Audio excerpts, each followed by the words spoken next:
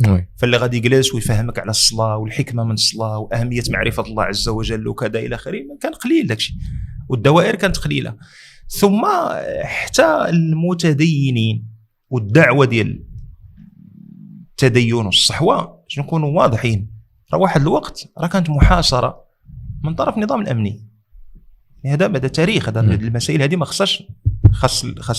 خاص لو رولي خصو يدوز الوليدات باش يعرفوا ريوسهم. الحاله ديال الخير اللي هما فيها دابا راه ما كانش ديما، الناس راه ما كانش ديما، راه كانت واحد الوقيته راه لقاو عندك القران بروايه حفص راه كنتي كتمشي للمساءله على اعتبار انه زعما من باب المحافظه على الامن الروحي ديال المغاربه، والروايه المعتمده هي روايه ورش. ايوا لكن روايه حفص راه ماشي الحاد قران ديال سيدي ربي. واحد الوقيته كان يعني قبل ما يولي يعني دابا كثير في المغاربه القضيه مثلا ديال الوضع اليمنى على اليسرى في الصلاه، راه كان المغاربه يسدلون في الصلاه ديالهم على احد الاقوال ديال الساده المالكيه، وانه تيصلوا بالسدل بانه طالقين يديهم. فكان بعض المرات يقدر شي واحد في الدرب يمشي يقول لهم اودي راه فلان تيصلي بيديه وكاول، على اعتبار راه بحال داير شي جريمه الى اخره. يعني باش نقول لك الى اي حد المساله كانت بهذه الحساسيه هذه. ثم اللي كانوا مثلا في مجموعه من الاوساط مثلا الامنيه ولا كذا ماشي كلهم كان عندهم مثلا تكوين شرعي، فكان فيهم اللي اصلا التفكير ديالو مثلا كان على اليسار كاع، فبالنسبه ليه هو اصلا معادي لفكره التدين ومعادي للدين اصلا. دونك ملي كيجيبوا له كان الناس عباد الله تكرفصات يعني ماشي. دونك اللي غاجي يهضر لك على هذه المسائل هذه كانت قليله. دونك ملي كتلقى ناس اللي كيكلموك في هذه المسائل هذه الى اخره كتبدا توجه، كتولي كتعرف مثلا الصلاه، كتبدا تتعلم دون لو طا، كتسول الفقه ديال الجامع، كتولي كتجلس مثلا تقرا القران مع الدراري، كتولي كتجمع مع شي وحدين، بعد شي واحد كيقول لك هادو راه كينتميوا لجماعات كذا، كتقول لي شنو هي الجماعات كذا، انا ما كنفهمش في اللعيبات. كيقول لك كذا راه هما اللي عندهم كذا الاسس ديالهم الاصول ديالهم. يقدر يقول لك شي حاجه مقاده، يقدر يقول لك شي حاجه عوجه، يقدر حتى هو يكون هاز شوكته من هذوك ويبغي يكرهك فيهم. فكتبدا انت تبقشش، اجي بعدا قبل ما يقول لي الهضره شكون هما بعدا هذوك، كتبدا تبقشش تسول فيهم هما بعدا هما لا سورس، وتجلس تقلب عليهم تقرا الكتوبه الى اخره، كتضرب طليلات. بعد كتولي كتعرف راه كاين هذا التوجه، كاين هذا التوجه، كاين هذا التوجه. بعد الدائره ديال المدارك ديالك والمعارف ديالك كتبدا تكبر شي شويه. لكن نقولوا ان صح التعبير الفيراج الكبير في التدين كان مع الزواج اللي قتا شحال كان فاهم ماشي بزاف. خاشرب انا شديت الطريق شارف الله يسمح لي، داكشي اللي كتلقاني لاغاج عندي مع شحال هي شارف؟ شارف تقريبا نقول 30 عام. اوكي دونك بالنسبه لي راه شارف. اللي كانت بالنسبه لي العمر ضاع. نطلب الله غير هذا الشيء اللي باقي يدوز في طاعته، لعل وعسى انه غير سيدي ربي يرحم داك الشيء اللي فات. اكيد. اما لا ريكوبيراسيون ديال داك الشيء اللي فات سي ان بو ديفيسيل، سي فري. مره كتبرد على راسك، كتقول راه كاين شي علماء اللي ما بداو طلب العلم تا كبروا الى اخره، داروا 30 و35، لكن هذوك راه علماء حنا مضاربين مع الخبز الله يسمح لنا. فمع الزواج وكان السيد نسيبي تيتحرك مع الاخوه ديال جماعه الدعوه والتبليغ، فكنا كنمشيو نتحركوا معاهم في الاول.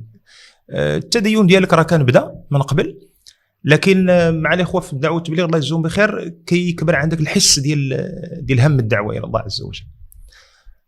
ثم من بعد كتبدا تتحرك شويه، كتولي تشوف الاخوه مثلا السلفيين، تتلقى كيكبر معاهم عندك الحس ديال الحرص على التأصيل العلمي المسائل، ما تبقاش الامور غير كتولي عندك كتبدا تحس بالخطوره ديال انك تقول واحد الحديث اللي كان مكذوب على النبي عليه الصلاه والسلام، كتبدا تحس بالخطوره ديالو، ماشي حل فم كدوي. كتربى مع العلماء عاوتاني على القضيه ديال انه انت ماشي اهل الفتوى ما تفتيش، والمساله اللي ما تضركش ان ما عارفش واحد المساله تقول ما عارفش، واخا تكون قدام 5000 واحد ما كاينش اشكال، ما كنعرفش لا اللي نفهم ليها. وكتولي ديك الساعه بحال كتولي كتدخل في دوك الشبوره ثلاثه ديال كيهضروا عليهم العلماء، كيقول لك العلم 3 أشبار. الشبر الاول ملي كتدخل ليه كتحس براسك انت هو شيخ الاسلام وبحر العلوم وايه الله. كتزيد شويه كيقول لك خاصك تصبر شويه وتزيد، كتزيد الشبر الثاني كتبدا تتواضع، كتعرف باللي راه داكشي اللي كتعرفو شويه وداكشي اللي ما كتعرفوش راه بزاف. ملي كتدخل للشبر الثالث كتولي كتعرف باليقين انك راه ما كتعرف حتى حاجه، فكتسكت وكتشد جنب الحيط وكتبدا تدل الناس على هذا. فهاد جلسنا مع الاخوه مثلا ديال واحد المده، جلسنا مع الاخوه ديال الجماعه ديال العدل والاحسان، فما كانش عندي انا اشكال مع من نجلس، ما كانش مطروح لي الاشكال نهائيا. كنقول مادام كل شيء داخل في دائره الاسلام يعني كل شيء خوك، انما المؤمنون اخوه. وما كانش عندي هذا السوسي ديال اننا نكون داخل الكلوب ديال الحياه، ان صح التعبير، عاد باش نحس براسي راني متدين، او لا الدعوه ديالي للناس باش الناس كلهم يوليوا الحياه.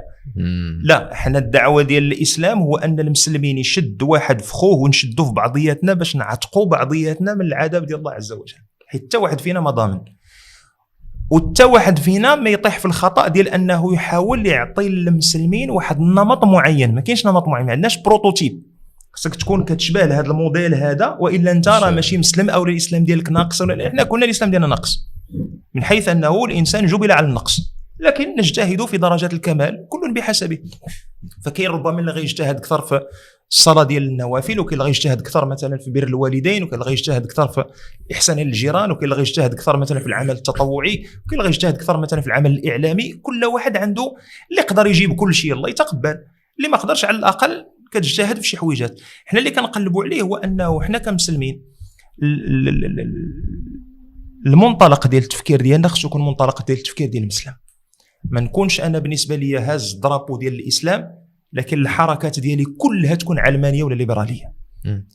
يعني هذا هو الاشكال. وكتعلم انه مثلا المخالف تحاول ما امكن ان تدبر الخلاف معه. ما كيعنيش انه راه غنقبل داكشي اللي كتقول، الا بالنسبه لي داكشي اللي كتقول مخالف لديني ولا مخالف للعقيده ديالي، راه مخالف للعقيده ديالي، ما نقبلوش من عندك. لكن هذا ما كيعطينيش الحق مثلا انني نقصيك، ولا انني مثلا نضربك، او ندير لك او ندير لك ولا ندير لك. اللي كاين هو لا جيستيون ديال هاد لا ديسباريتي اللي كاين، التدبير ديال هذا الخلاف اللي كاين هو اللي حنا محتاجين، وهذا هو اللي كنحاولوا نقلبوا اننا نخدموا عليه. وهاد المسائل كتبدا تبان لك اكثر في الدعوه الى الله وداز يوسف، لان ملي كتبدا تشوف لي روتور ديال الناس ما كتلقاش لي روتور جايين غير من عند الحياه. لي روتور بوزيتيف ما كتلقاهم جايين من عند الحياه، كتلقى لي روتور جايين من عند كاع الاطياف ديال المسلمين. فالدائره ديالك انت في دماغك كتولي كتفهم باللي راه انت كتخاطب واحد الدائره اوسع من ربما داكشي اللي اليامات الاولى كنتي كتظنوا. حيت بغينا ولا كرهنا، حتى التصور ديالك انت مثلا ديال البودكاست في الاول كان عندك واحد التصور اللي بغينا ولا كرهنا كيكون في واحد الدائره معينه. من بعد كتقول تياه الا فتحنا لي زوريزون اخرين، الدائره عندك كتولي اوسع، وكتولي عندك القدره انك تقبل هذاك السيد. مثلا شحال من مره جبتي واحد هنا انا عندي اليقين التام انه بزاف ديال الامور انت ما كتتفقش معاه، لكن عنده هو واحد الحويجات زوينين ممكن الا دبرنا الخلاف انا وياه بشكل طيب الناس كلها غادا تستافد معنا.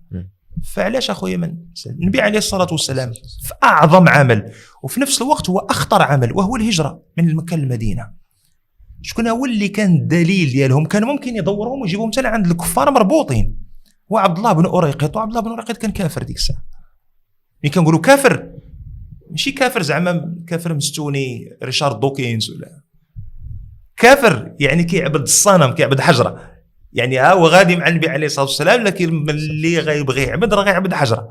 ومع ذلك لانه هو ما غيلقاش النبي عليه الصلاه والسلام احسن منه في الكيدونس ديال ليتينيرير انه يدلو في الطريق، وفي نفس الوقت كيمتاز السيد بالامانه. شو سميتو هذا السيد؟ عبد الله بن أريقط. عبد الله بن أريقط ما كانش مسلم، ومع ذلك لا، ومع ذلك النبي عليه الصلاه والسلام ملي استعن به هو كافر. انا كنقول لك في اهم عمل وفي اخطر عمل هو الهجره من مكه للمدينه. حتى التاريخ الهجري اللي كنعبروا به كنعبروا بهجره النبي عليه الصلاه والسلام، ما كنعبروا لا بالمولد ديالو، لا بالبعثه ديالو، لا بالوفاه ديالو، لا بغزوه بدر، لا بتا شي حاجه. كنعبروا بالهجره، هي واحد من اعظم الاعمال في الاسلام. وهذا اعظم الاعمال في الاسلام. النبي عليه الصلاه والسلام تدبير الخلاف. هذا كافر يستحيل نقبل من عنده الكفر ديالو وندعوه الى الاسلام، وكلنا رحمه عليه وشفقه عليه الى اخره، انه ماشي كافر محارب، وفي نفس الوقت عنده واحد العلم معين احنا غادي نستافدوا من هذاك العلم المعين. ما كاين حتى شي اشكال. فهذه المساله هذه اللي كتخلي انه الدائره ديال المدارك ديالك انت كتولي كتوسع، وكتلقى القضيه كتبدا تتحرك بشويه بشويه بشويه بشويه. ثم كتلقى ان بحكم ماشي نقول لك التخصص، كلمه تخصص كلمه كبيره شي شويه، مي بحكم الممارسه ديال المهنه ديالي كاستاذ ديال تقنيه التعبير والتواصل لي تكنيك ديكسبرسيون كومونيكاسيون، فكتجتهد ما امكن انه هذاك الشيء اللي انت عرفتيه انك تستعمله في هذا الخير هذا، حيت الدعوه اصلا شنو هي؟ سي دي تكنيك ديكسبرسيون كومونيكاسيون، فكتجتهد ان هذيك الدعوه ديالك انت تخدم فيها هذه التقنيه، تستافد من هذه هنا وتستافد من هذه هنا، فهذا ما كان. اما باش تقول كي قلت لك ان لو تورنون زعما هذا غير الفيراج، لكن الاعداد ديال هذاك الفيراج اللي خديتيه انت في حياتك وفقك لله عز وجل راه داخل فيه مجموعه من الاسباب. ثم كيبقى ان راه قبل هذا وبعده وخلاله وراه توفيق الله سبحانه وتعالى فقط.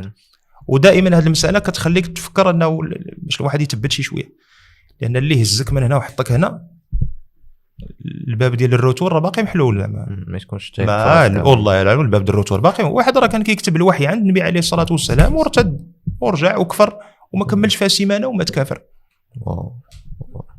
هذه باش الانسان كيعرف ان تيثبت ان الله عز وجل القلوب بيده سبحانه وتعالى. فكيبقى دائما الانسان ترجع لسيدي ربي، ما عمرك ما تنفخ تقول انا درت ما كاينش انا، كي الله عز وجل وفقك. وشحال من مره الله عز وجل يهز عليك الحمايه ديالو كيخليك منك للشيطان، كتلقى راسك في شي وضعيات كتقول يستحيل نكون انا هو هذاك، ومن بعد كتعاود ترجع لرحمه سيدي ربي وتعاود تجرك للجهه الاخرى. دائما هذا الشيء كيوقع علينا كل نهار، كلنا بدون استثناء، كتوقع علينا يوميا الى اخره. هذا باش الله عز وجل تيذكرك انك بلا سيدي ربي ما كتسوى حتى حاجه. فهذا هو عموما طوبوين صح التعبير ديال علاش قلتها هكذا. ربما باش انا الغرض عندي ماشي انني نذكر الناس شي حاجه اللي هي شخصيه، انا بالنسبه لي المسائل الخاصه متعلقه بالاشخاص ما يستافدوش منها الناس. يعني شحال الطول ديالي، الوزن ديالي، منين جاي، واش كنلبس 45 ولا 46، يعني ما كتلقى الناس كيهتموا بها، ما هذا من باب الفضول، ما سي با انتريسون.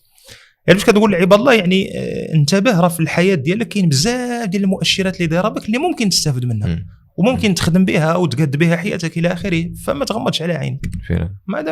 هذا ما كان قلت هضرتي على القضيه ديال الزواج، واش غير حنت كان نسيبك كاين من هذه الجهه، ومن الجهه الاخرى ان السيده اللي تزوجت بها الله يجازيها بخير كان فيها حتى هي الحرص على النصيحه والتذكير. ومن بعد عاد باش قرات لي الله يرضي عليها، قالت لي بلا راه كانت في الليل كنوض تدعي معايا، فهمتيني، باش نسيت نتقاد شي شويه الى اخره. حتى ملي تزوجت باقي الفيس، فهمتيني، في شي حوايج انت ما رادش، انت ما حش بدرجه الحرمه ديالهم.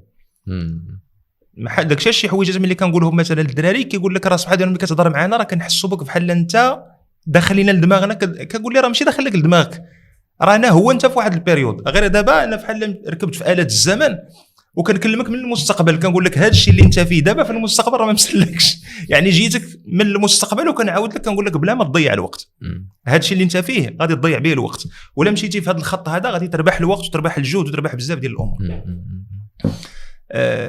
كان سميتهم في واحد اخر بودكاست وقال هو اللي مع مصطفى فكاك. اييه قبل منه هو اللي قبل من الاخر، حيت انا ولي شفتو مع مصطفى فكاك سوينغا. القضيه ديال هو كيقول لك اودي لو تاحوا لي شي فرص مثلا ما كنتش غنضيع الوقت في شي حوايج. فاش عطى ليكزامبل قال لك مثلا لو بغيت نكون مثلا البي دي جي ديال لو سي بي الى اخره، قال لك كانوا شي حوايج لو تعطاتني الفرصه فيهم، ولكن دابا قال لك انا كناخذ هذاك الشيء اللي الواقع اللي ما عنديش كيفاش ندير ترجع للور باش نبدلو، وكنحاول نجتهد انني نكون فيه. كتقول لي مثلا لا موتيفاسيون ديالك انت فين كاينه؟ الدراري مثلا كان نكتبها لهم، هذا غير استطراد ونرجعوا. الدراري مثلا كنكتبها لهم في الطابلو، كنقول لي مثلا دابا ملي غادي تخرج وغتفيكسي رجليك في لومبلوا، غتفيكسي رجليك في لومبلوا تمشي تخدم. غالبا الا شديتي في الخط ديال لونيفرسيتي ولا لي زيتود سوبيريور، غالبا غتفيكسي رجليك ما بين 25 26 عام. يعني ملي غدير 25 غتكون حطيتي رجلك. انا مثلا لا ليسانس باك بلس 3 على 21 عام، انا قلت لك درتي باركور سون فوت، باك بلس 3 على 21 عام، الماستر على 23 عام. انا درتك ما مشيتيش للدكتوراه، وشويه ستاجات من هنا. البروميير امبلوا دوزتي فيه 1 عام ونص الى اخره، من بعد قلبتي على اوبورتونيتي اخرى، لقيتي خدمتك، فيكسيتي رجليك 25 سنه. قلت لهم واخا، قلت لهم لاج دو روتريت دابا شحال؟ قال لي 65 سنه. كنكتب عليهم في الطابلو 25 هنا، وكنفتح الانترفال وكنفتحوا من الجهه اخرى وكندير 65 عام، كنكتب لهم كبيره خاصها تبان نوار سور بلون، كنكتب لهم 40 عام 40 كنقول لي هاد 40 عام بالنسبه لا موين داج اللي حددها النبي عليه الصلاه والسلام وقال لك اعمار امتي بين 60 و70، يعني كنهضروا على لي دو تيير ديال حياتك، ثلثين ديال حياتك غادي تجمعها وغتعطيها للحاجه لونتربريز، وهي بالمقابل غتعطيك شي بركه ديال الفلوس باش تاكل وتشرب، احسن الاحوال ربما تقدر تسكن وتركب. اللي تخيل معايا في هاد 40 عام كدير شي حاجه انت ما حاملهاش، يعني لي دو تيير ديال حياتك كدير شي حاجه ما حاملهاش، شي خطر لاش عايش سيريوزمون لاش عايش. كنقول لي سيغ كنقول لي راه حنا ماشي في دوله الاحلام، ما كنبيعش لك الاوهام. خلاو فرانسيس كيقول لك كون تو نا با سو كو تو ام سو كو تو ا، ملي ما يكونش عندك داكشي اللي انت باغيه حاول تبغي داكشي اللي عندك من باب الرضا بقضاء الله، لكن هذا ما يمنعكش انك تجتهد تقلب على شي حاجه اللي انت باغيها، او ربما تقدر تلقى لا فوكاسيون ديالك في واحد اللعيبه ماشي داكشي اللي انت كنتي كتوقعوا. شحال من واحد مثلا اللعيبه تاع نقراهم سميتو المعدل وندير ميديسين ولا ندير انجينيوري وكذا، وملي كيضرب بريمير اني دوزيام اني وكيلقى راسو بلي راه ماشي هادشي اللي كنت باغي ندير، هادشي بعيد كل البعد داكشي اللي كنت باغي ندير. وربما واحد الحاجه كنتي شحال هذه كتبان لك انت بعيده هي اللي تقدر تلقى فيها لا فوكاسيون. دابا في التعليم كنقول لهم دابا الا خرجت انا من التعليم ما عرفتش ندير شي حاجه اخرى. انا دابا بحال كتعرف الجوج لو موانو فرخش كتقول لي انتم انا طيره بقر لا ماشي طيره بقر داك فيليرون هذاك الجوج اللي كيكون فعلا فوق السلوك صغيور مع لو موانو داك المارون صغيور كاين يقول لي حميريطه طيبيت. المهم كاين الجوج وكاين حميريطه. المهم ما علينا. هذاك خلوي، داك الفرخ خلوي ماشي بحال البيروش ولا الكنار ولا هذاك. لا جديتي درتيه في القبز واخا توكلو وتشرب بغا يضرب واحد المده يموت. هذاك ما انا بحال هكاك في لونسينيون. الا خرجتيني من لونسينيون ما نعرفش ندير شي حاجه اخرى.